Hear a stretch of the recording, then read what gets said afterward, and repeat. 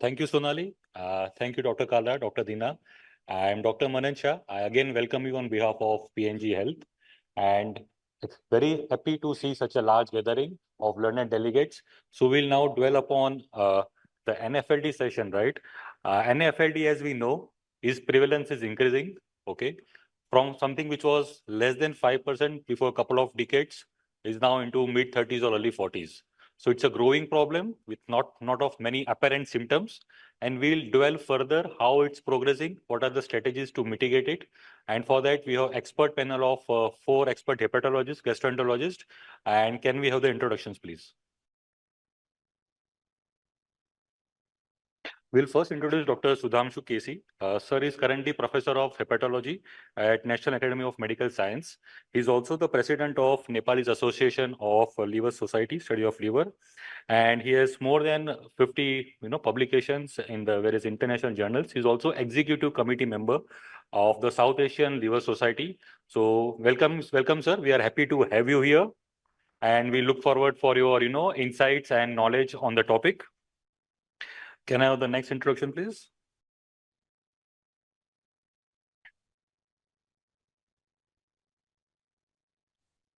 Next is Professor Dr. S.P. Singh, sir. He is currently President of Indian National Association of Study of Liver. He is also the President of South Asian Study of Liver Diseases and has been teacher to many of the gastroenterologist students and doctors so far. He comes with a lot of experience in terms of teaching as well as research. He is in a part of so many treatment guidelines managing various gastroenterology diseases, and he has specially come for this program from the city of Cuttack, traveling for more than 8-9 hours. So we are happy to have you and welcome, sir. Next, please. Sorry. Next, we'd like to introduce Dr. P.N. Rao, sir. He was the past president of INSL, which is the Indian Association for Study of Liver. He's also Director Hepatology at AIG Hospital, Hyderabad. Sir could not join us physically here, so sir has joined us virtually, and we look forward for deliberations from the sir when he is presenting. Yeah.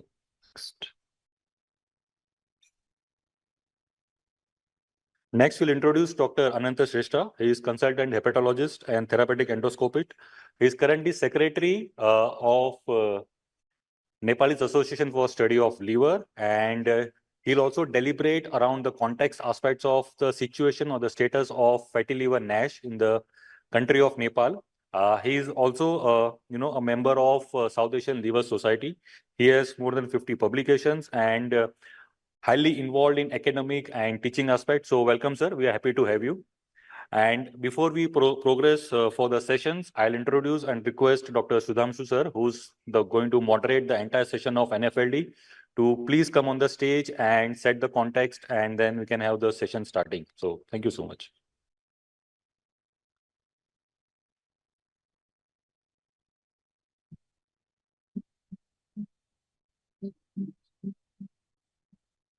Good evening. It's nice to be here in front of a houseful audience.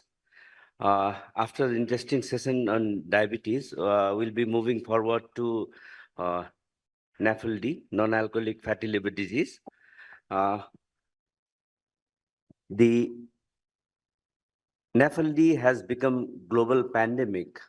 If we see now, it's almost every 1 in 3 are suffering from this non-alcoholic fatty liver disease.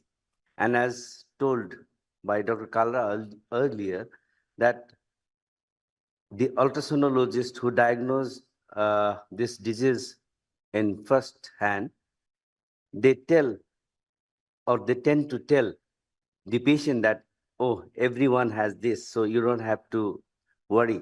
But that's not the case. Now, we are going to have 3 important lectures on NAFLD. First, Dr. Ananta will tell about the characterization of NAFLD patient in Nepal. That's very important, and we need to know in how many ways this NAFLD patient present to us. And then we have Professor P.N. Rao speaking on diabetic fibrotic NASH. We know that this non-diabetic NAFLD, we have vitamin E as the mainstay of the treatment, but we don't have much treatment to offer for diabetic NASH. So he'll be talking on that aspect. And Professor Singh, SP Singh, all the way from Cuttack, he traveled from 6 a.m. today and then reached here at 6 p.m. So very eminent speaker in the field of NAFLD. He will speak on how to decrease mortality in cirrhotic NASH. So we'll be having a academic feast on NAFLD. I hope everyone will take home, everyone will have very good take-home message from this PNG sponsored CME. With this, I'll invite Dr. Ananta Shrestha for his first talk. Thank you.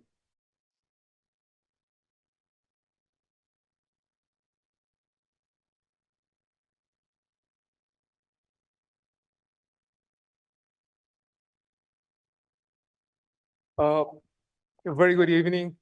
What a wonderful session we had this evening on peripheral neuropathy.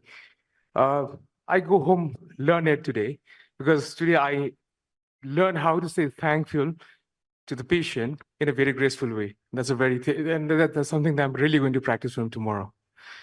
And I would like to thank PNG for arranging this wonderful meeting.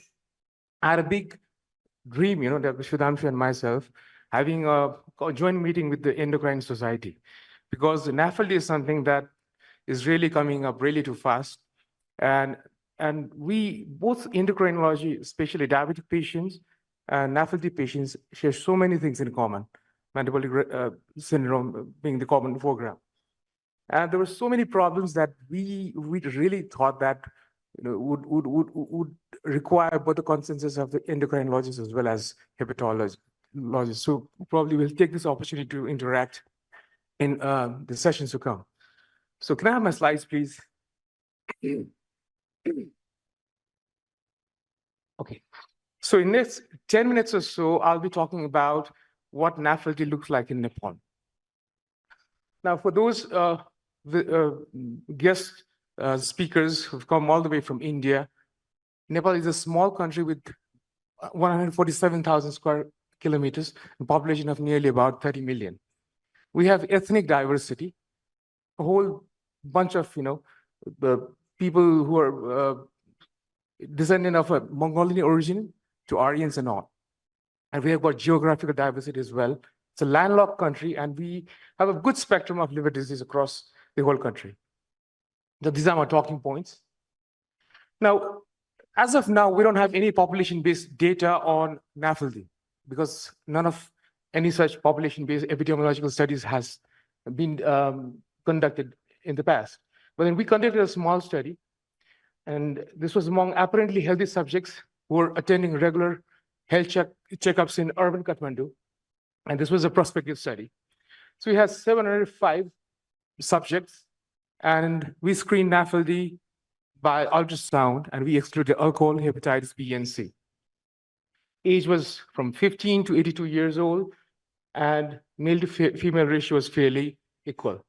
So this was what it looked like, So crude prevalence rate was 46 to 19%. As you can see, as people start climbing the age from 25 on towards 50, the prevalence of NAFLD, the orange one is in the NAFLD people, and the yellow ones are non-NAFLD. And then prevalence of NAFLD goes on increasing. But this is the demographic curve of Nepal. So we have to adjust for the age. And when we adjusted this prevalence data with the demographic curve of Nepal, what we found that the crude prevalence would be about 46%, and age-adjusted prevalence was 33%. So 1 in every 3 person in Nepal have got fatty liver, which is not because of alcohol or any other etiology. So as you can see, this is the current image of the city of Kathmandu. It's a totally big concrete jungle, and you can see lots of big concrete towers and all everything that requires a define an urban city. And this is a very common scene out here. Young children's line up in front of a KFC or any fast food restaurant. And obviously, this is one of the reasons why we are coming up so much of fatty liver, diabetes, all metabolic risk factors and all. However, Nepal is not just the previous two images that I showed earlier. Nepal is, there are places which are pristine, untouched, and those places where urbanization has not, even stepped its feet. There are some other photographs, and these are real Nepalese patients. Those patients probably have never seen an airplane, or never rode a bus, or never ever seen a microwave oven or a pressure cooker. Now, let's see how it looks like in remote, hilly, and mountainous areas. Now, these are the data that was gathered by Dr. Sudhanshu. As you can see, the ones that are on the northern side, the Mugu, Humla, Jumla, Dolpa, Manang districts are all mountainous terrain. And it's far from urbanization. And you can see the prevalence in these areas are far less. It's hardly more than 9%, So it's nearly about 1/3 of what we see in Kathmandu Valley, isn't it? So this definitely gives a very close link with urbanization and the prevalence of Nafld in Nepal. And when we did another study, when the prevalence of people residing in mountainous area, that is Manang, was 6%, when immigrants, those people who came all the way from Manang and settled in Kathmandu, the prevalence was 27%. So this directly showed that it's might not be just the genetics, but the urbanization and the lifestyle that people adopt when they come to an urban area.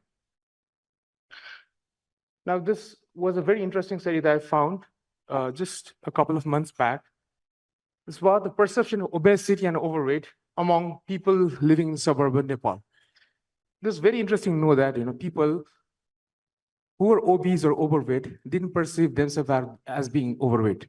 And those people who had normal weight, they thought that they were undernourished. So this is an irony. This is a typical dogma that we are facing. And there were a couple of statements that these patients made during this study. And if I lose my weight and visit there, that means the maternal home, or what you call, in Hindi, you call Maiki, or yeah. So they or the neighbors would say that my husband did not provide me enough to eat. If I go with my increased weight, they will say that my husband loves me. So that's a new paradigm for, defining the standard of love. Another person stated that we have 5 daughters-in-law in the family. It looks odd when there's one thin person in the room. So it does not match in the family. So this is what the reality about perception about the body image or the obesity and overweight is like. Now, characterizing NAFLD patients in Nepal. So this is a small study that we conducted in our center. We had 130 NAFLD patients carefully selected. Male to female ratio was 76 to 37, so twice were male. And mean age was in mid-40s. So 21% were hypertensive and 8% were diabetic. If you look at the BMI, just 3% had normal BMI or BMI lower than normal. So rest of the 97% of the patient had overweight or obesity. And if you look into the conventional classical metabolic risk factors, nearly about 50% did have impaired fasting glucose, central obesity in nearly about 85%, hypertension in 40%, and dyslipidemia in nearly about 60 to 70%. And if you look into the number of metabolic risk factors, 75%, nearly 75% of this patient actually had 3 or more metabolic risk factors, conventional metabolic risk factors. And when it comes to significant fibrosis, that really is the crux, that the fibrosis in a NAFLD patient difference those patients who are going to have problem with decompensation or liver cancer in the future. And those patients who do not have significant fibrosis, they just have a benign NAFLD. Now, among 40 patients, we did elastography with shear-wave elastography with Toshiba. We found that nearly about 18% had significant fibrosis. And out of these patients, nearly about 4% of this patient patient with fatty liver at any time had an advanced level of fibrosis, as indicated by fibrosis of more than 10 kilopascals. Now, diabetic population have got increased chances of developing NAFLD as well as complications related to NAFLD as well. So this was another study that was that included 540 diabetic subjects where they studied these patients' different parameters, and they found that nearly about 60% of these patients had deranged liver function tests as evidenced by raised ALT and AST levels, and metabolic syndrome was independently associated with elevated ALT and AST. And this is another study by Dr. Niyanta's group, and when they found that prevalence of fatty liver in diabetes was 75. In general population, it is 33%. When it comes to diabetes, it is 75%. And nearly about 18% of these patients who have fatty liver have significant fibrosis when they used NAFLD fibrosis score tool. And something about genetics, nearly about 50% of our patients who have NAFLD have got homozygous genetics for PNPLA3 status in Nepal. This is data from Dr. Vikas. And so really, like to conclude, prevalence of NAFLD in urban Nepal is compared to the regional prevalences. That is about 1 in every 3rd patient in Nepal would have fatty liver. Rural Nepal, however, has very low prevalence of NAFLD. Nearly 3/4 of the NAFLD subjects have metabolic syndrome. 3.3% of NAFLD have lean BMI or lean NAFLD. Significant fibrosis is noted in about 18 to 20% of these patients. And PLA3 homozygosity is noted in nearly half of the NAFLD population in Nepal. And these are my acknowledgements. Thank you very much.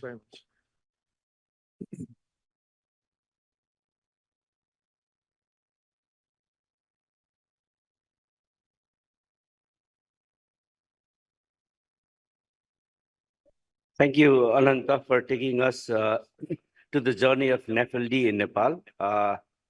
Yes, without going to the issue of nomenclature from NAFLD to MAFLD to MASLD, we need to know what are the situation of our own place, and then we need to act on prevention because this is preventable disease, and we know that we don't have any proper treatment.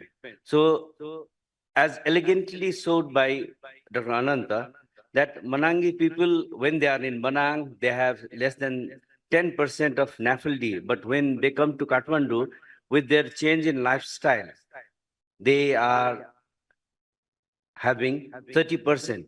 So this is a lifestyle disease, and we need to know it, and we need to discuss with our patient, and we need to tell them about the importance of exercise and maintaining the BMI, and not having overweight and having love of the husband as stated in that particular paper.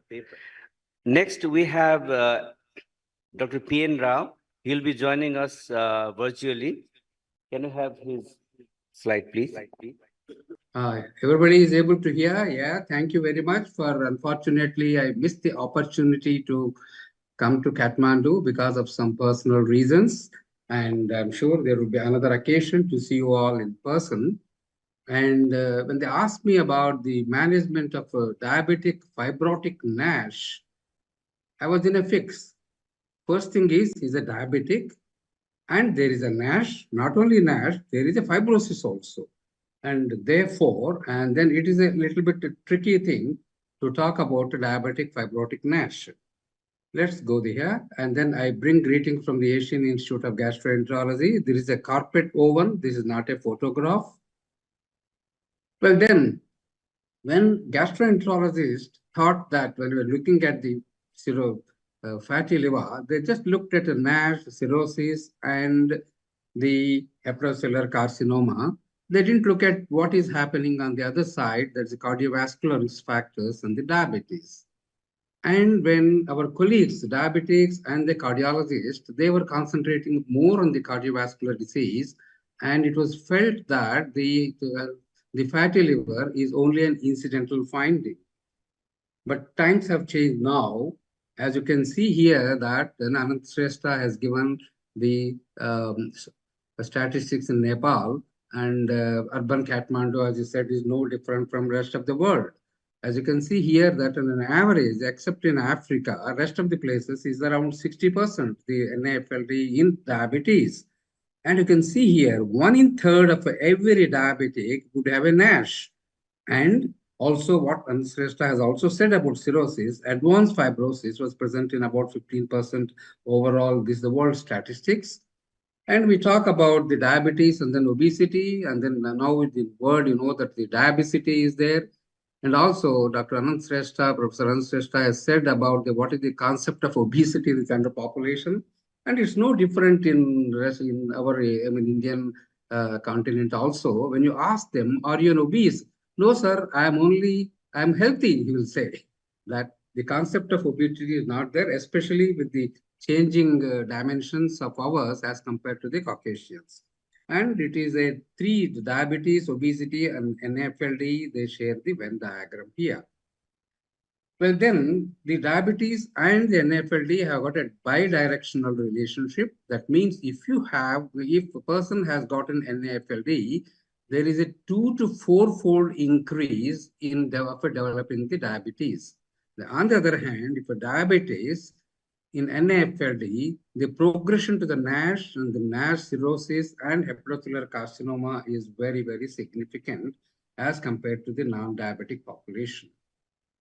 And this is the one which is there from Kenneth QC. He is a world endocrinologist from USA, as Sanjay Kalra was about it.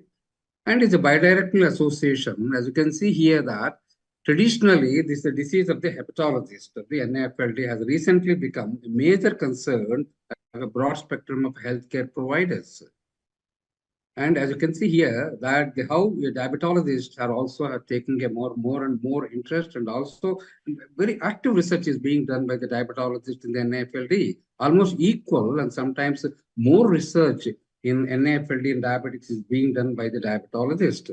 Not only that, our cardiologists also did not lag behind. You see here, in the last 2 years, there have been so many publications on the cardiometabolic risk factors in NAFLD. In fact, NAFLD is one of the risk enhancers for all atherosclerotic cardiovascular diseases.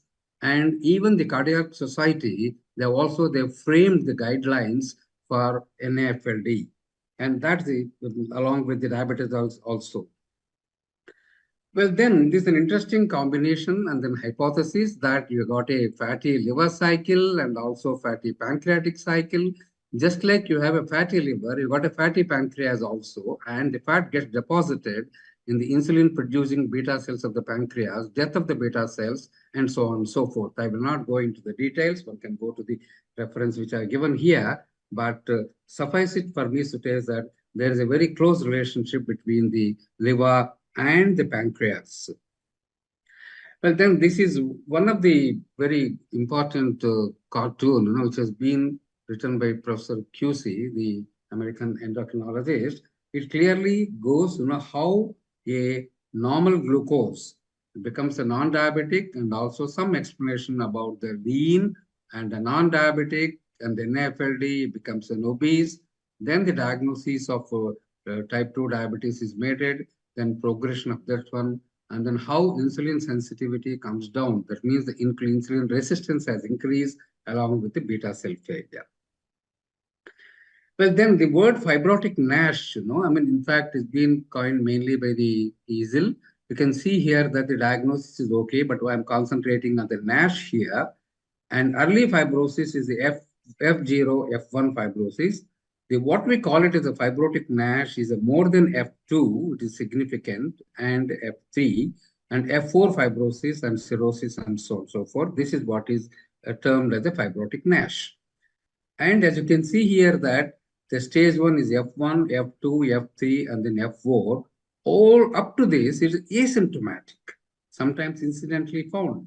Everyone knows that when the patient comes for a laparoscopic cholecystectomy, he is found to have either advanced fibrosis or even a cirrhosis on laparotomy, and sometimes the surgery is abandoned.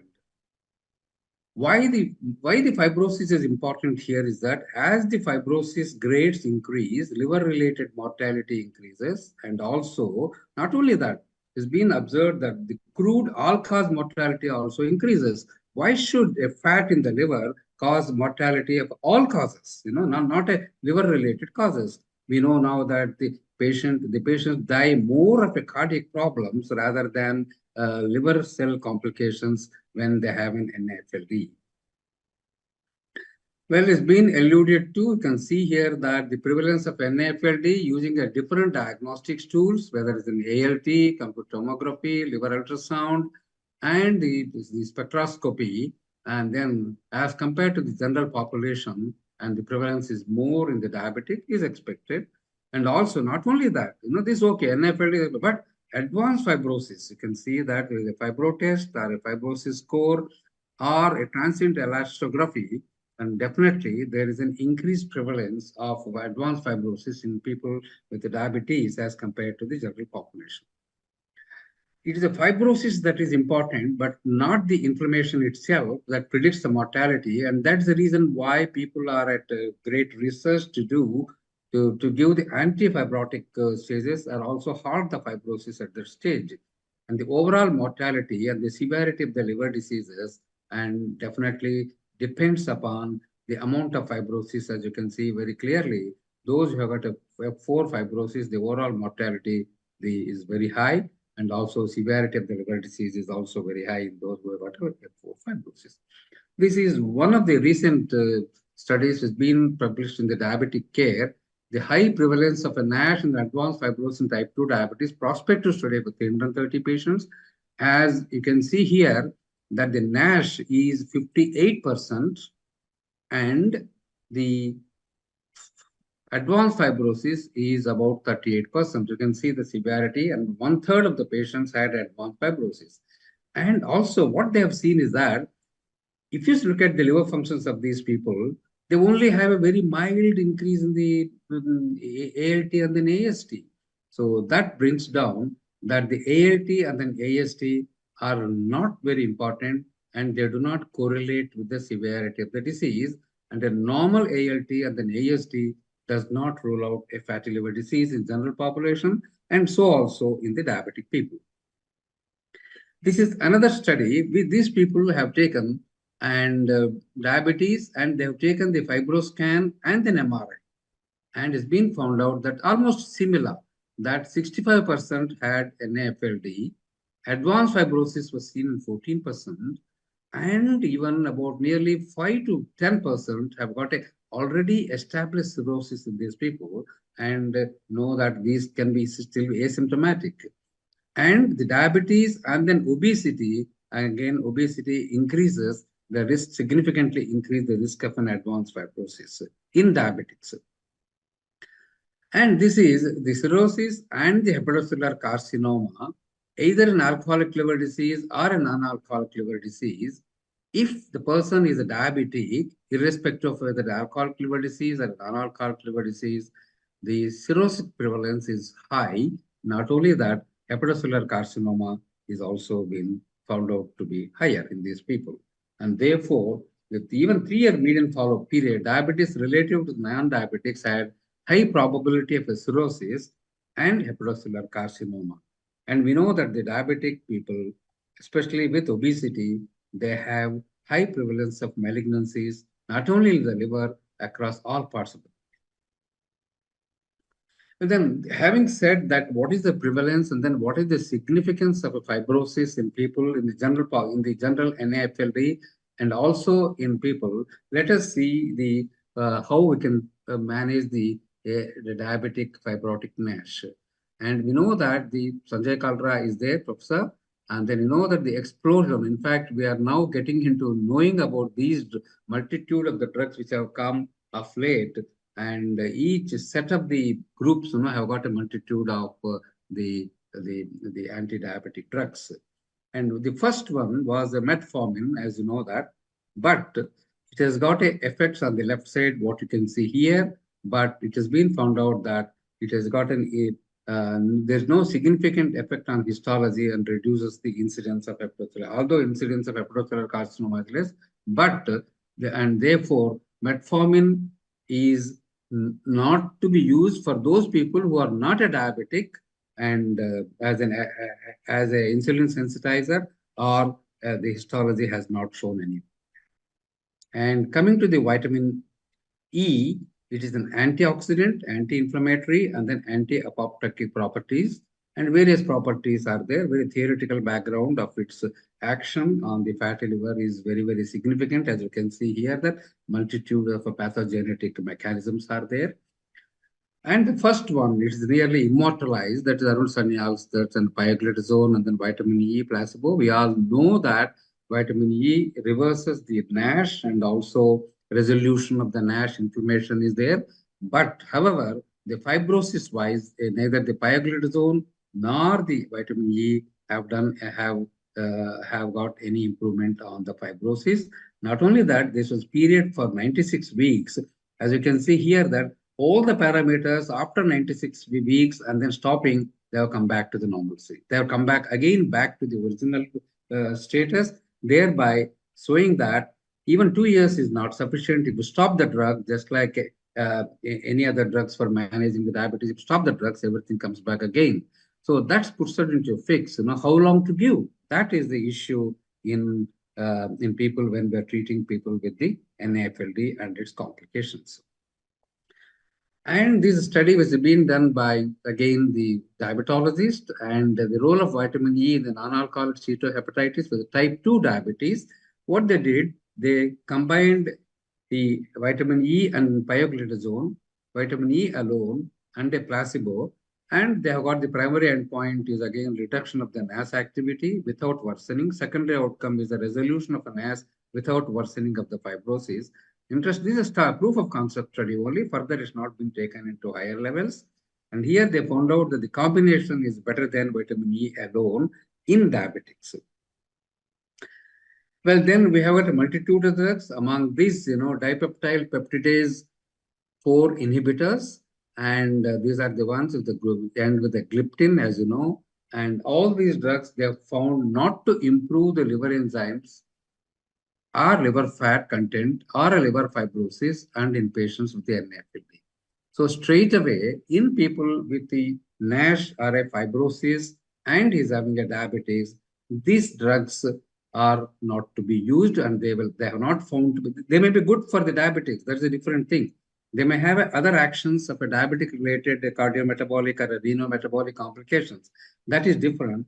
But if they have got a NAFLD, advanced fibrosis, these drug advanced the NASH, and these group of the drugs are not to be used. Then comes the pioglitazone. See, the pioglitazone, the initial study of Arun Sanyal, there they have excluded the diabetics. And then afterwards, the pioglitazone has been used in the NASH, in the pre-diabetics, and the diabetic, and also as compared to the placebo, there's been improvement in the scoring, resolution of the NASH, but however, they failed in improvement of the fibrosis, pioglitazone. This is in the diabetic people. And then we have the SGLT2 inhibitor group of the drugs. This is one initial, the studies which have been done in the empagliflozin and also canagliflozin, and the primary endpoints and then secondary endpoints are certainly at baseline and then week 20. This is by the liver fat reduction by the MRI PDFF and also ALT levels. And those people who have been taking SGLT inhibitors, there has been a favorable thing in terms of reduction in the fat. Please remember, reduction in the fat and reduction in the ALT. And these people, of course, have not looked into the fibrotic part at the stage. And subsequently, there's the proof of study. These are meta-analysis have been conducted to assess the SGLT2 inhibitors in patients with diabetes and then NAFLD. The largest one comprising of the 9 RCTs, remembering nearly about 7,000, and the control arm about 4,000. And SGLT2 inhibitors resulted in the improvement of the serum transaminases, body weight, and the liver fat as measured by the proton density fat fractions. Remember, the liver fat has reduced because I'll be referring to this particular aspect when we come to the overall landscape of treatment of diabetes and then NASH. Then we come to the GLP-1 receptor antagonist. Pioglitazone we have cleared. SGLT1 I already told. Metformin I told. Vitamin E I told. Now let us come to the GLP-1 receptor agonist. This is again initial study. These are not, of course, the diabetes. These are overweight patients and the patients with the GLP-1 receptor agonist. Histological improvement. These are proof of concept studies in particular group there. Later on, of course, semaglutide, other glutides have come back. As compared to the placebo, there's been a weight reduction has been there. ALTs also they have changed. And the primary endpoint in the histology. Then comes the wonderful drug, costly, expensive, but the semaglutide in the phase 2 study of 320 patients. These are, of course, dose-finding studies. As you can see here, that point, these are intravenous. This is a parenteral, 0.1 milligram, 0.2, 0.4. And it's been found out that the primary endpoint was met. Primary endpoint is always resolution of the NASH without worsening of the fibrosis. That is the primary endpoint. And this been achieved by the semaglutide in all the places. However, they have not found any improvement in the fibrosis after a week 72, and side effects have been much less. They are mainly gastrointestinal. They are the same as what has been seen in the liraglutide also. This is a phase 2 study. Then we know that the oral semaglutide is now available now. Previously, they were giving the intravenous in the injections parenterally. And we know that the oral semaglutide is now available here. And this again a pilot study, a single arm open label pilot study. Only 16 patients with an NAFLD. Oral semaglutide has been given. The Japanese study, 3 milligram once daily for 4 weeks, 7 milligram for 5 to 8 weeks, and 12 milligram as a maintenance dose for up to 24 weeks. Here, interesting thing is that liver fibrosis, as assessed by the FIB4 index, has decreased. However, the liver stiffness measurement that is indicating the fibrosis did not significantly differ in fibroscans. And that's what you can see here. The FIB4 index has decreased after 24 weeks of oral semaglutide. But however, in fact, the LSM has slightly increased there, the liver stiffness measurement wise, and thereby showing that for resolution of the fibrosis is still a challenge for us. And this is another study which has come recently only, very recently, nascent study, and by people again, Arun Sanyal and then Rohit Lumba, they're the people, leading people who have done the study. And these people wanted to see whether any NASH-related cirrhosis, semaglutide, what happens to them. And this double-blind, placebo-controlled phase 2 trial from 38 centers in Europe and the USA, 71 adults with a biopsy confirmed with the NASH-related cirrhosis, and out of which nearly 75% had a diabetes also. Interestingly, and also perhaps depressingly also for the pharma, and in fact, there's no statistically difference between the two groups in proportion of patients with improvement in the liver fibrosis of one stage or more without worsening of the NASH. The semaglutide people, there was 11%, 11% of the people had that improvement, but you can see here, in fact, the placebo had more, 29%.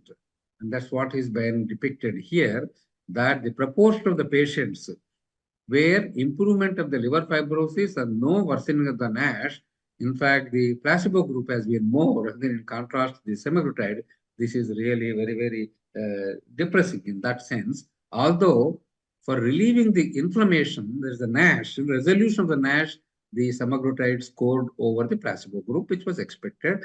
But when we look at the fibrosis, it did not do well.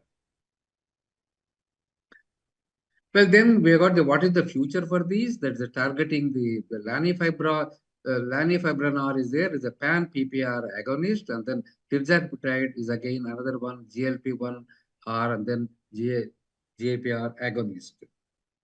And then the pan-PPR receptor ligand is a lanifibranor. And this is one of the things, which is coming into the vogue now. But of course, it's not a diabetic. This is general. There's a whole population here. As you can see here, that resolution of a NASH and then improvement in the fibrosis as compared to the placebo, which is 7%, is nearly about 31% here. And this is a side effect profile is less, but however, these lanifibranor and these drugs have to be yet to be tested in people with the diabetes.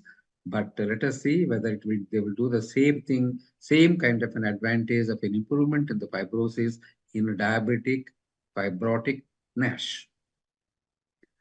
And tirzepatide is a newer drug in the kit, and we know that it's got a dual action of a GIP and then GLP-1. And however, and this is the one which is yet to be tested in people with the NASH. I think future we will have more and more information on these two drugs. So this is by the American Diabetic Association recently, September 2023, as late as recently. They said that for adults, in fact, they have had about nearly 4 pages which been allotted to diabetes and then NAFLD in the recent guidelines. For adults with the type 2 diabetes, particularly overweight and then obesity with a non-alcoholic fatty liver disease, consider using GLP-1 peptide 1 receptor agonist with demonstrated benefits in non-alcoholic steatohepatitis as an adjuvantive therapy. You see here, as an adjuvantive therapy to the lifestyle interventions for the weight loss, right? And you know that everybody has emphasized on the role of the lifestyle, either in diabetic or in pure NAFLD, or more so in the combined people. The another one is that pioglitazone or GLP-1 receptor agonist are the preferred agents for the treatment of hyperglycemia in adults with the type 2 diabetes with a biopsy-proven non-alcoholic steatohepatitis, or those with where you have not done a biopsy with a high risk of an NAFLD with a clinically significant liver fibrosis using the non-invasive test like a FIB4 and then other things. And therefore, these are the pioglitazone and the GLP-1 one receptor agonist have been advocated by the American Diabetic Association guidelines. And since significantly, diabetes and then obesity are always together, and also NAFLD, as I told about the Venn diagram which I've shown here, the one which have got an efficacy of a very high weight loss is the semaglutide, and then the one which is coming up now, tirzepatide, and high is a dulaglutide and then liraglutide. Intermediate ones are the ones which are not listed above. I am not very familiar with that. Sanjay Kalra and then other people, diabetologists and the internal medicine experts would know about it, but not very familiar. And also the intermediate is the one, where a weight loss wise, SGLT2 inhibitors are the weight. If you use metformin and DPP, we told that DPP should not be used in people with only NASH and then diabetics, because it's not been found to have any kind of an advantage. And even the weight also has been the neutral. And the metformin, of course, as we know that as we understand, is a backbone, is always there in this one, but not to be used in the people who have a NASH but not a diabetic. So then the last 2 slides here, when you have a diabetic management in an NAFLD, the general, see here, we have divided the low risk in diabetes, intermediate risk, and the high risk. The low risk is the one where the FIB4 has been done, and then LSM, the liver stiffness has been shown to be less than 8 kPa. ELF, of course, we won't use here. This is mainly done in the European countries. And the intermediate risk, again, the high risk is more than 2.67. We know that the FIB4 requires only AST, ALT, and platelets, and then age. These are the only 4 things are required. Is there online, and everybody can feed the data, and then one can get it even in an outpatient. When you see that these are the high risk groups, it's not only for diabetics, this is only for the general population, general NAFLD also who do not have a diabetes. Here, of course, the general goal is that the optimal glycemic control using the preferred agents that reverse the hepatitis wherever it is possible. Prefer GLP-1 RA or SGLT1 in cardiovascular disease, and prefer SGLT2 inhibitors in case of a CKD and then heart failure. Dietary recommendations, of course, these like in any diabetic. And more importantly here, what is the preferred diabetic pharmacotherapy if the patient is a low risk as evidenced by the FIB-4 of less than 1.3 and the liver stiffness measurement of a less than 80 kilopascals? You can consider agents that reduce the liver fat, that is a pioglitazone and GLP-1 receptor antagonist and SGLT2 inhibitors. Pioglitazone, we know that is got the flip side is that there is a weight increase will be there and then other cardiovascular. I need not go into the details of that one. However, that is still a good drug when you don't have the other complications. But even intermediate risk and the high risk people, as evidenced by the FIB-4 and then LSM, you have to strongly consider with efficacy in the NASH, that is which have shown, pioglitazone has shown, GLP-1 receptor agonist have shown. However, SGLT2, here there's no evidence that the SGLT2 inhibitors improve the steatohepatitis. As I told you, these have been excellent in reduction of the initiator of this one, that is a fat. And ALTs also have decreased. And therefore, they form a second line for drugs. In that sense, one would prefer definitely GLP-1RA or a pioglitazone. And in people with the high risk, again, strongly considered with efficacy in the NASH, the pioglitazone and the GLP-1. And we don't have efficacy data in cirrhosis. As I told you now, the semaglutide in cirrhotic has been failure in terms of fibrosis. However, NASH has been there, but we don't have a safety data. And the metformin, sulfonylureas, DPP, as I told you already, all these things, they may continue. But when you have a cirrhosis of liver, and at this point of a time, the oral drugs have been advanced cirrhosis. What I mean to say is advanced cirrhosis is a child C, then one has to be cautious in using these drugs. Well, management of patients with pre-diabetes, diabetes, either you do ultrasound or an ALT high or an ultrasound or both. Rule out other causes which are causing either ALT or fat in the liver. Then you assess the fibrosis by MR elastography. Is expensive. I don't think it's available. It's not practical also. But then FIB-4 is there for us, which can be done as an outpatient. Wherever it is possible, you can have a transient elastography or a fibroscan or the other modalities of a liver stiffness measurement. If there's an advanced fibrosis and the no fibrosis and the periodic evaluation of the standard of care, in the intermittent group, you can do the fibroscans after having done the FIB-4 and then decide. Biopsy, of course, many people would refrain from biopsy. Neither the patient would agree, nor the physician has got a heart disease, heart to do the liver biopsy, unless there is some kind of a co-founding factors like alcohol or an autoimmune, where you are unable to decide whether NAFLD is doing the trick or whether associated or the other autoimmune disease or alcohol combination is doing that.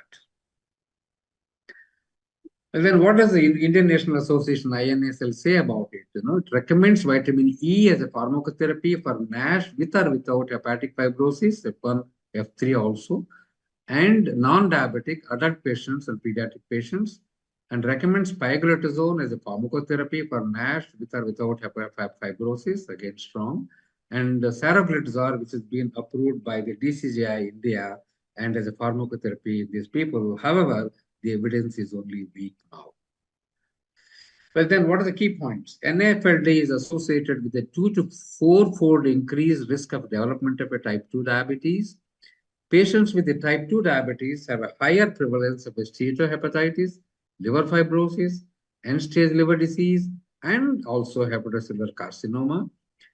Everybody has emphasized on that one. Still, lifestyle modifications, exercise, diet, strict management of the diabetes status is very vital. And no drug has been approved by the FDA for the management of a NASH or a fibrotic NASH, not only in the diabetic population, even the cancer population. Lanifibranor is the one which is coming up and then which we have to see. Obeticholic acid has been a failure, although it came with the initial third, but later on FDA refused to give any kind of an approval for the obeticholic acid. And in the large number of drugs for managing the diabetes, 3 things they figure out: GLP-1 receptor agonist, SGLT2 inhibitors and pioglitazone also figure prominently to treat associated NAFLD advantage of a weight reduction. I mean, weight reduction is too big. Pioglitazone, of course, it increases the weight. Improvement in the NASH resolution, improvement in the fibrosis still has not been achieved. And perhaps there's been a recent article also on combination of the various anti-diabetic drugs is being tried now. Well, thank you very much for your patience, attention, and the interaction which we are going to have. I'm going to stop sharing my slides and then with the thanks to. Thank you very much, Professor Rao, for your excellent deliberation. So we saw the bidirectional relationship of type 2 diabetes and NAFLD, and we came to know about different pharmacotherapeutics. And in my view, what I have seen in my personal practice that this SGLT1 and GLP1 inhibitors, they are very good in terms of decreasing liver fat and then also reduces some degree of fibrosis. So these are the agents that can be seen in the future. Now for the last lecture of today, I would invite the excellent orator all the way from Cuttack. We have Professor S.P. Singh, and he'll be talking on how to decrease mortality in cirrhotic NASH. S.P. Singh, sir, please.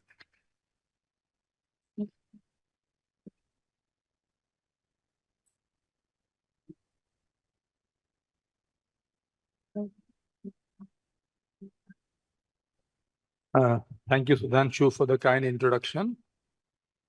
I must thank the organizers for inviting me for this talk. And this is the second time I'm here in Kathmandu. First was the first Saddle conference we had, and this is the second time.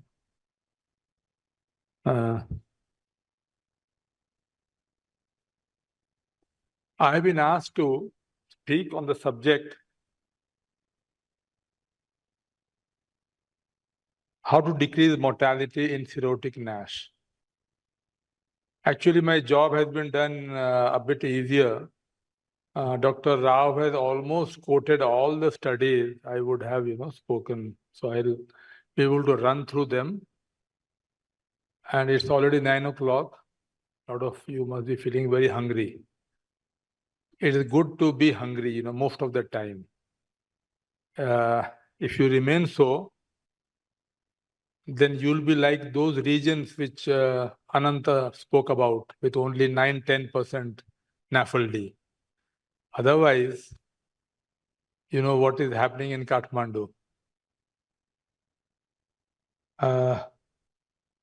These are my disclosures. For the last 1 year, I have only been speaking on, nomenclature of NAFLD, nothing else. So I have forgotten management of NAFLD actually. NAFLD, MAFLD, and MAFLD, and there are so many things. Metal. So Dr. Raj Reddy, he calls me up and jokes, see, I took 2 pegs of, 2 glasses of wine. What do I have? Tell me. Metal? And so this is, I won't go into this. This is pathogenesis, a bit about the background. As has already been mentioned by my earlier speakers, what we have is a pandemic.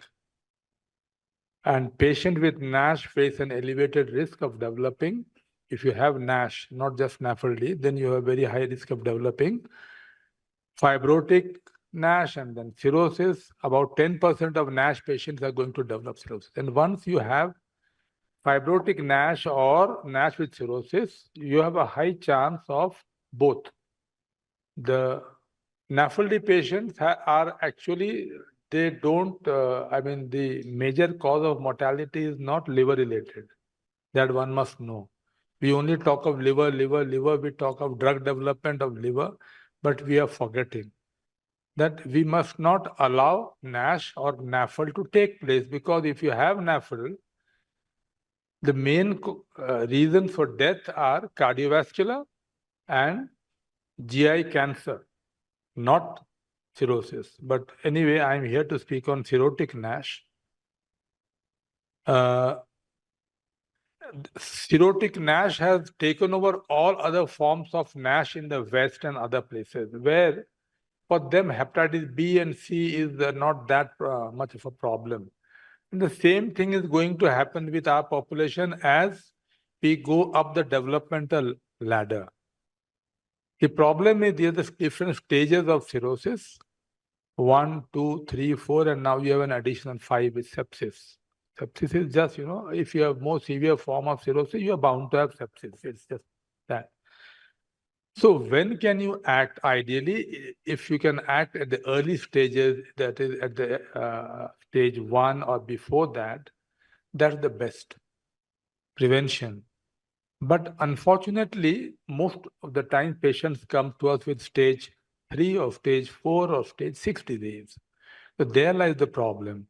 There it is very difficult to handle these cases and to arrest its progression. These are again in a different way the different clinical courses from compensated cirrhosis to acute and chronic liver failure.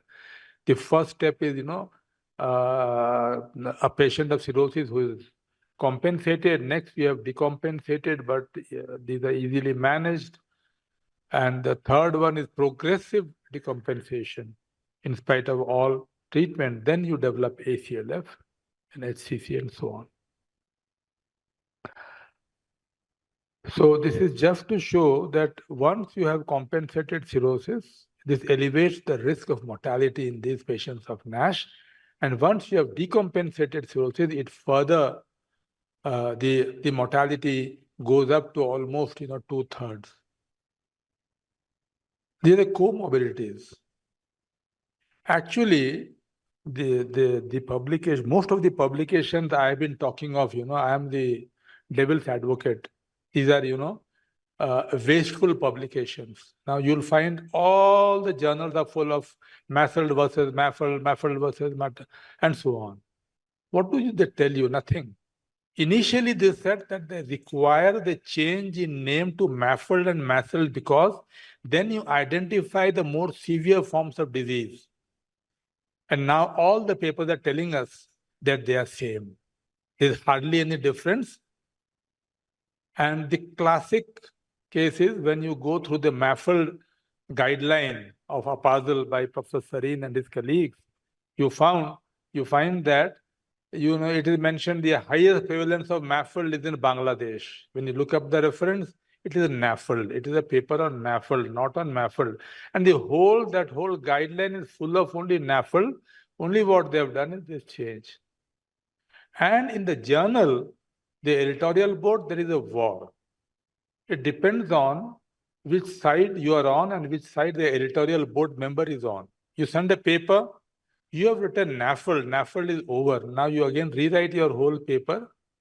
And what they want you to do is nothing. I mean, you just write instead of Nafld, Nafld, and then they say the rest is fine. I've seen through a lot of these, editorial comments and being associate editors to different journals, I find, what the other editors write. It is very unfortunate. Because what you have for Nafld is nothing but lifestyle intervention.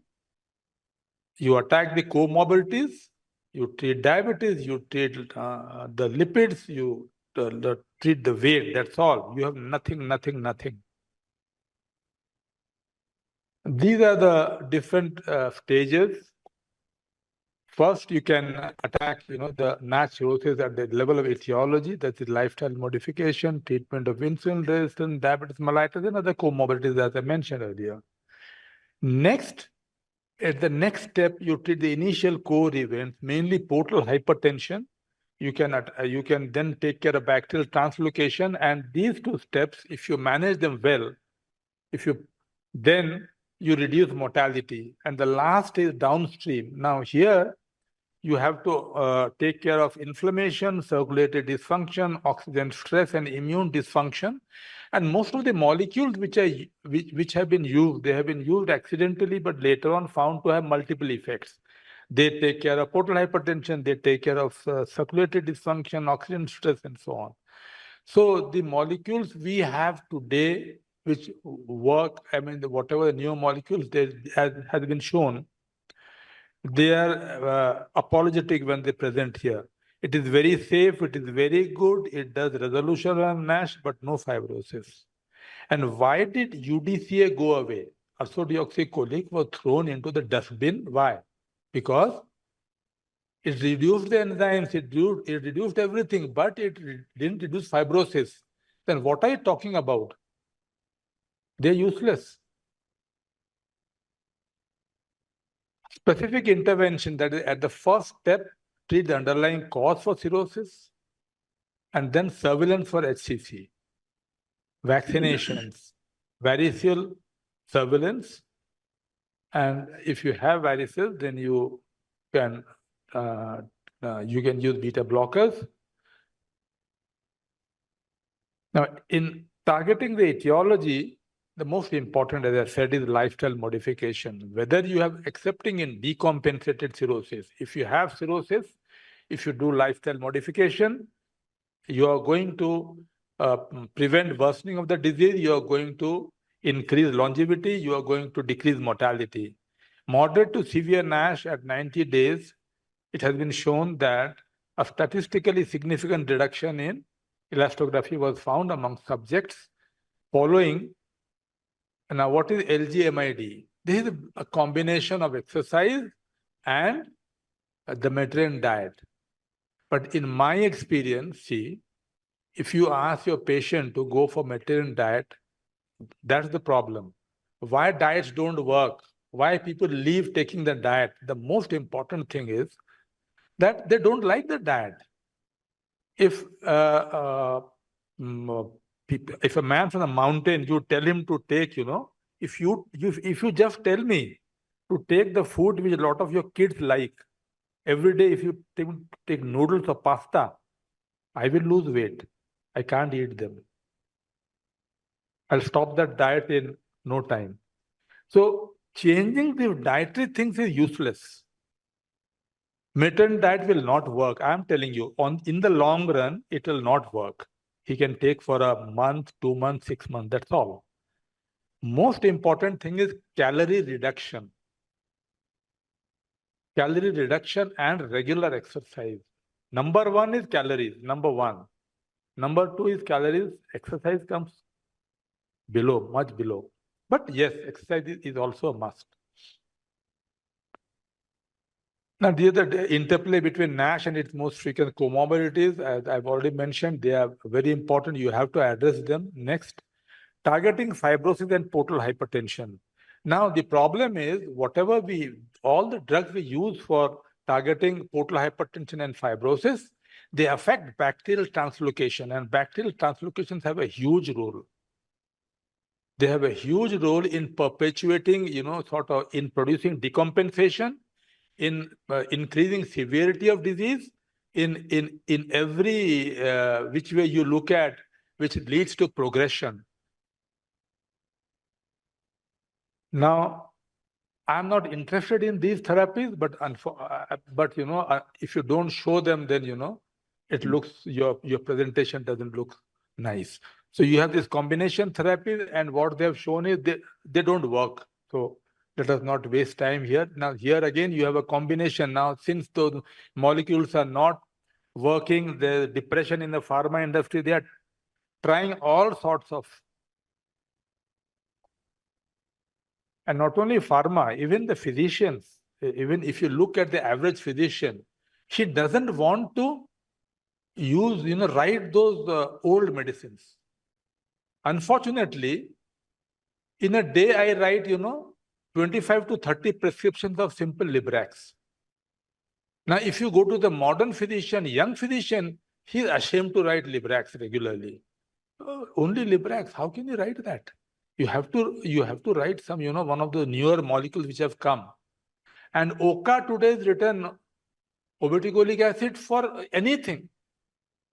Forget NASH. The company has stopped its research on that molecule for NASH.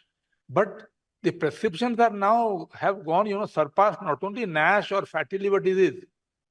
For so many indications every day I see it being prescribed. So all these molecules have not worked. Again, this is another similar one.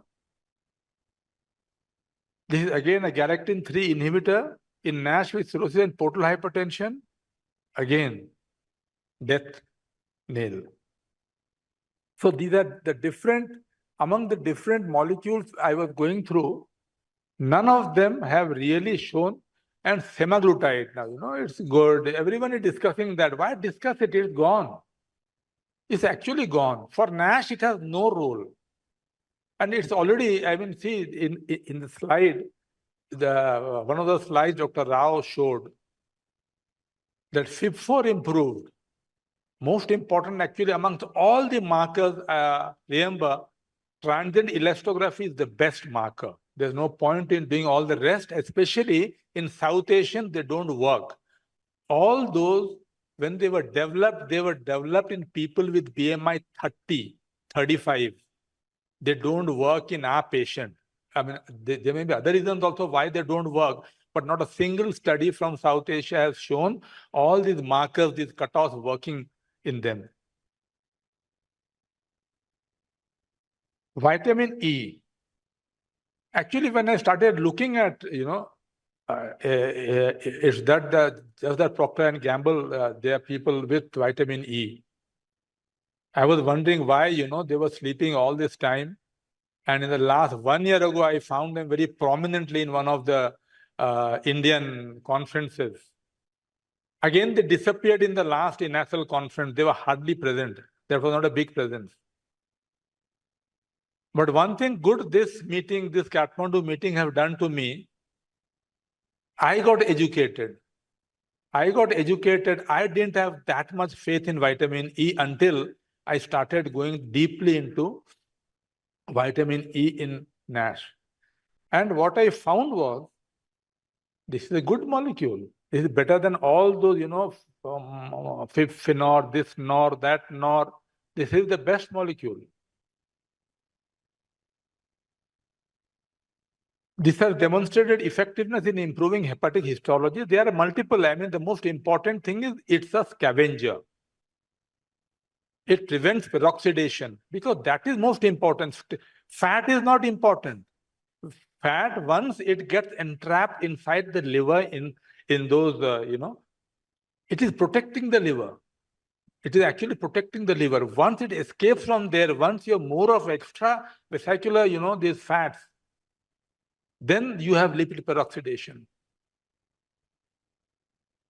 It improves hepatic inflammation and fibrosis with significant reduction in hepatocyte ballooning and peripheral fibrosis in NASH. And vitamin E at a dose of 800 international units per day led to improved histological outcomes, including reductions in ALT, steatosis, lobular inflammation, and hepatocellular ballooning. So actually, these people were looking at, this is a retrospective study, looking at what happens to cirrhotic patients, what are the molecules they were using, and they were mainly targeting on these two, PPI usage and beta blocker usage. Recently, the pharma industry is very unhappy with me. I have cut down on beta blockers. I'm writing almost 1/4 of the beta blockers I used to write. But in neighboring Bhubaneswar, which is the capital of my state of Orissa, I have stopped writing, but there the prescription is becoming, BID. 40 is becoming 80 now. Every pharma company is now competing with each other to have the double dose combination. They don't realize that if the symptoms don't improve, the symptoms are not due to acid. It is not due to acid. So there is no point in increasing and creating trouble for the patient. So non-selective beta blockers, they have been seen to reduce bacterial infection. So not just they don't work just to reduce the, varicose bleed. The very important thing is they reduce translocation, bacterial translocation, and thereby they reduce the infection in these patients and also they have they reduce the mortality in these people. So targeting bacterial translocation, as I mentioned earlier, this leads to less of bacteria in the system. As you know, the guy is immunosuppressed, he is unable to fight the bacteria. And once the LPS and the bacteria go and get in, they further produce, they are responsible for more inflammation of in the liver, more stellate cell activation. You have more of microbial products. So basically, now our stress is not only just on the varicose bleeding, the most important thing is how to prevent development of ascites, ACLF, and here now people have started looking at the antibiotics and the other agents. Now, norfloxacin, the problem was it did reduce bacterial peritonitis, it improved survival, short-term survival, but there was huge problem. You have a lot of the bugs become resistant to the bacteria, and that is why the other agents have been tried, like rifaximin plus midodrine. Now here, though it's used for refractive ascites, at the same time, they also succeeded. They improved survival, and not only through improvement, the most important thing was they improved bacterial translocation. There was less of bacterial translocation. So this is very important today. In a study of patient with cirrhosis and upper GI bleed, again, antibiotics, when you use them, this is also responsible for decrease in mortality. There is significant decrease in mortality in people if you do not use antibiotics. When you see a patient with bleed earlier on, say when I was a student, we never thought of using antibiotics when patient bled. But now that is standard treatment. Now you have this intestinal barrier function. This gets disrupted in NASH cirrhosis, in fact, in all cirrhotics. And now how do you target this translocation? Low molecular weight heparin. This has got a very important role. This not only reduces the translocation, this improves the bacterial, the barrier. This reduces thrombosis and this improves the function of the barrier. And this has been shown to reduce portal vein thrombosis. Not only that, the probability of decompensation also went down when this was used in a study with increased survival. Statins, this was, people were afraid of using statins. A lot of people died because of this. Statins produce this, statins produce that. This is again now the return of, just like the return of the Ringo, you have the return of the statin. This is going to become very popular again. Old molecule acts at different levels, not only at the level of, its anti-fibrotic level, at the genetic level, gene expression, and it also is responsible for a decrease in the portal pressure.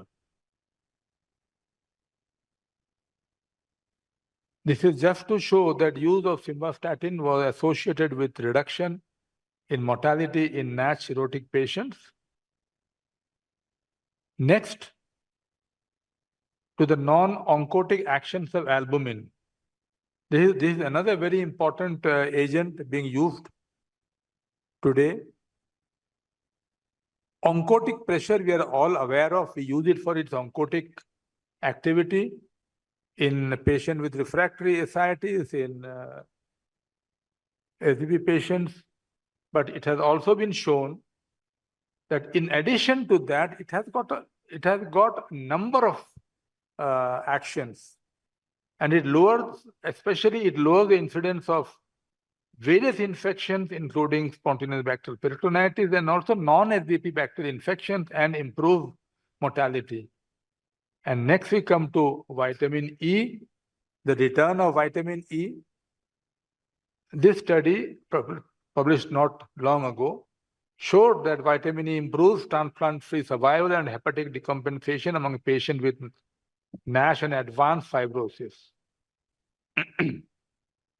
So these studies clearly show that it improves transplant-free survival, and again, mortality, And we have this problem that, in patient with diabetes, this is not used. See, and this clearly shows that, diabetes is not that if you have diabetes, there is no reason why it should not be used. This clearly shows that both in patient with diabetes and without diabetes, it acted well. Hepatic decompensation in this study went down. Mortality, all-cause mortality also improved significantly.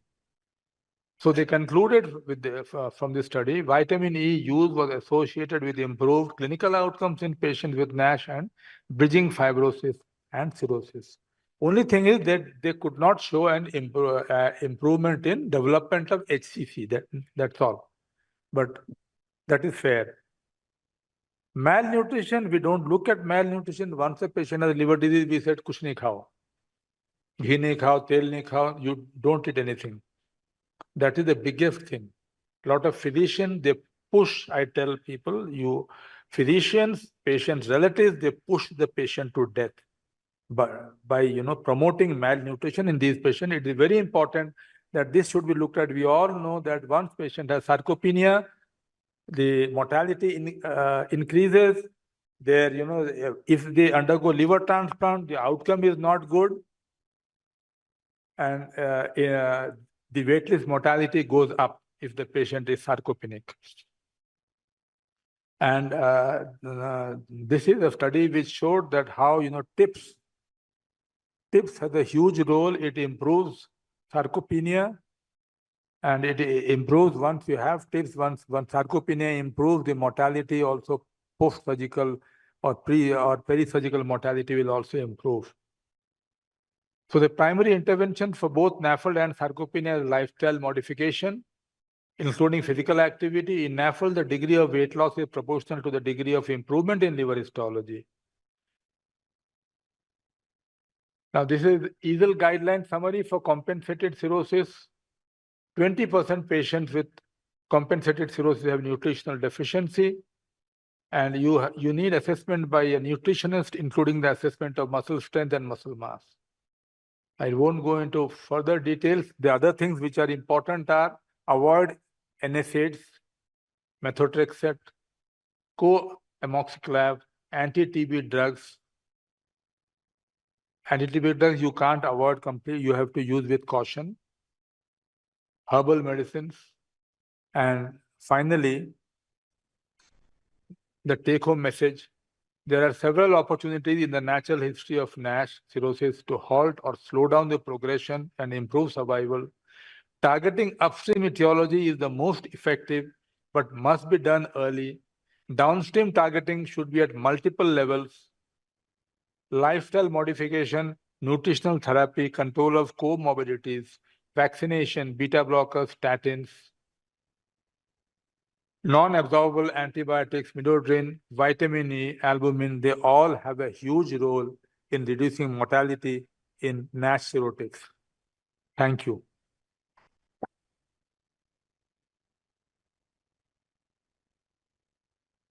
Can I come?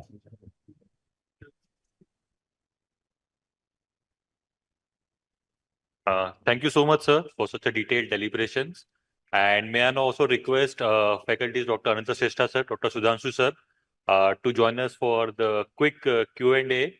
We won't take much time between you and the dinner. So we'll have a quick Q&A if there are any questions, and then we'll conclude.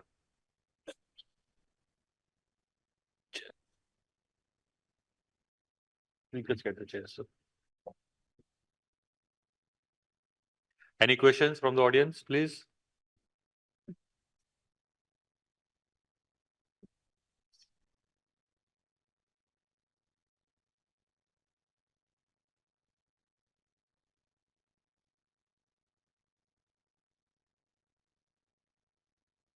So I'm going to ask one question to SP Singh, sir.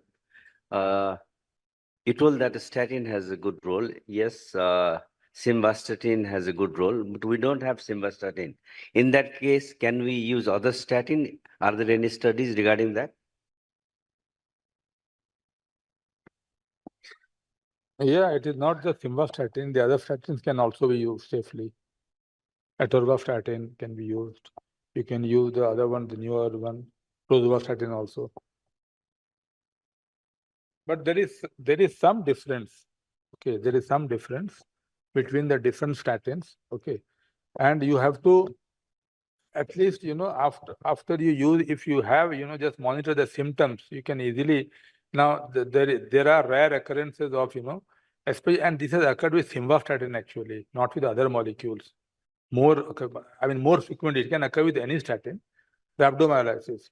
So if a patient complains of pain, we should be, cautious. Once the patient says pain, you should immediately do an enzyme study and step in.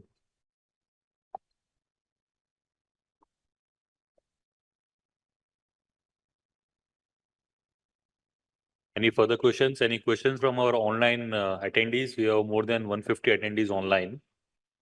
So if there are any questions, just post on the chat. We'll take answers or maybe get answered later. But any questions from the audience here? Well, I would like to put up a small comment and a question. Now, as a hepatologist, when we deal with the Nafld in diabetic patient, there's always a conundrum that vitamin E increases overall death rate, right? That was one of the fear factor that was there. And since vitamin E is the only approved medication for Nafld, when it comes to diabetic Nafld patients, what do we do? Do we give vitamin E? Because is it really related with the increased overall mortality in diabetic patient or not? So I think endocrinologists could better answer that question. Are you afraid of giving vitamin E to patient with?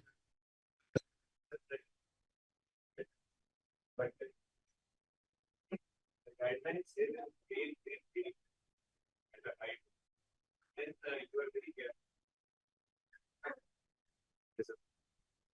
The guidelines say that it may increase bleeding tendency, but if you use it carefully and if you make sure that the other antiplatelet agents are optimized, there's no need to worry at all. So we do not worry at all. Yeah, because you have a meta-analysis which doesn't show much of a bleeding increase in bleeding. So we don't worry. Yeah, so that is one. Second thing is, I'll tell you about UDCA. UDCA, just like guidelines say, UDCA should not be used, right? So that is why, I don't, when I write a prescription, it goes everywhere. So people would say, "Arey, guideline mein to likha nahi hai, how is he using it?" So I'm apprehensive in general. But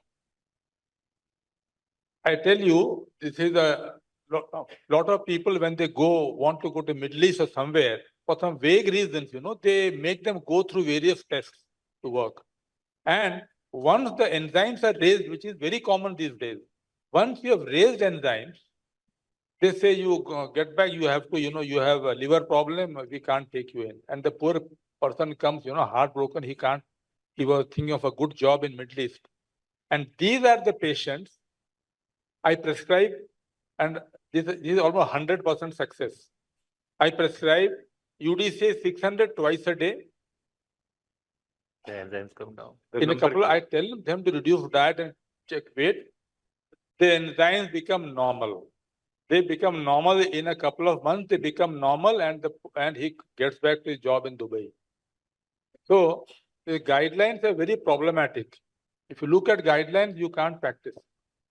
Am I online, please? Am I online? Hello? Am I online? Any further questions? Yes, there is a question from the audience, sir.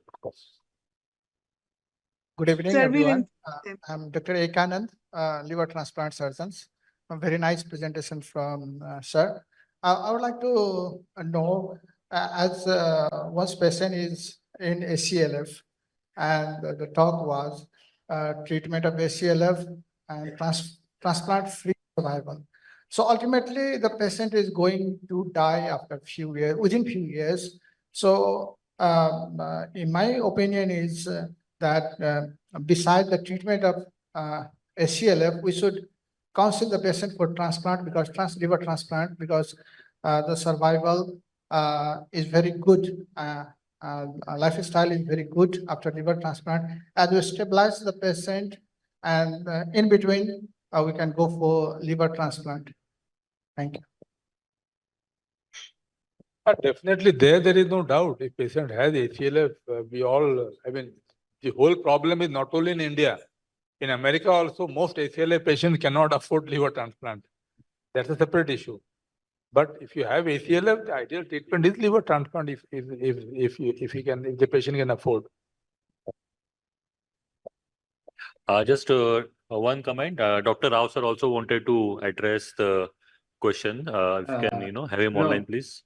Yeah, as far as the Sir, I vitamin E cannot is hear you. concerned, Just a minute. vitamin E is concerned, I think it has been overemphasized. The risks have been overemphasized.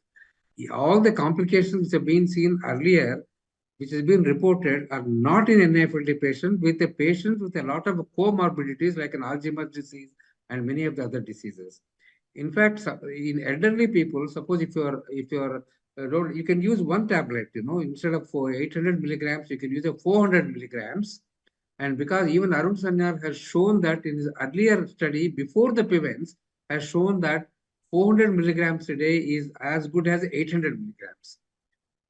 So even prostatic cancer, other things, they have not stood to the test of the time, and it's when the risk has been overemphasized.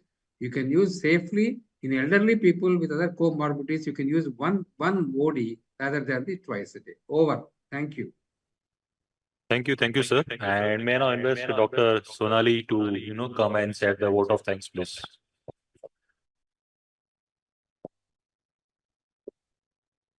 Yeah, thanks, Dr. Manan.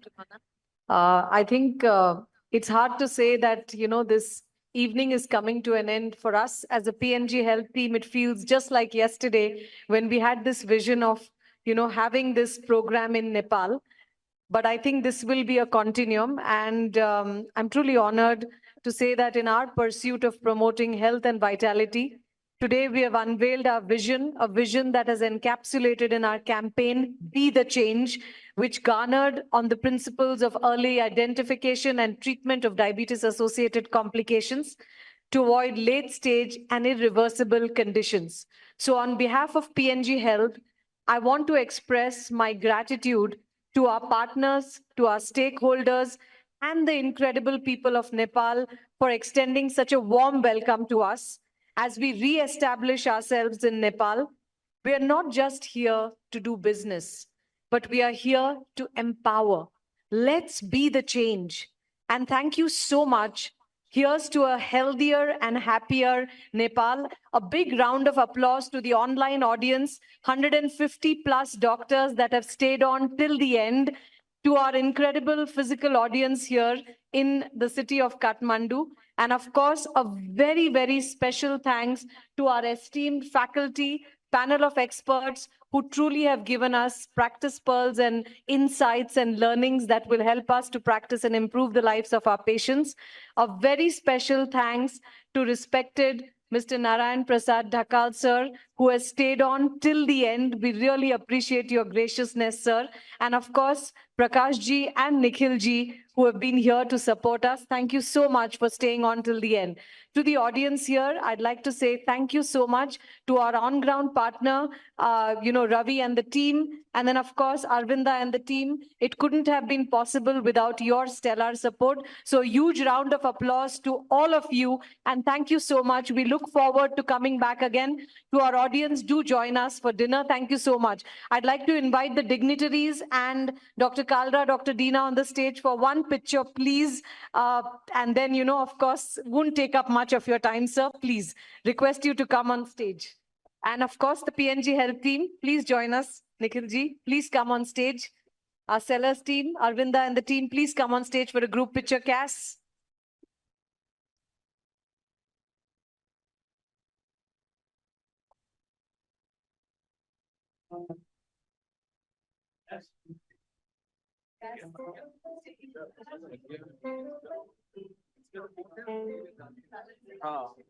iPhone किसका अच्छा है?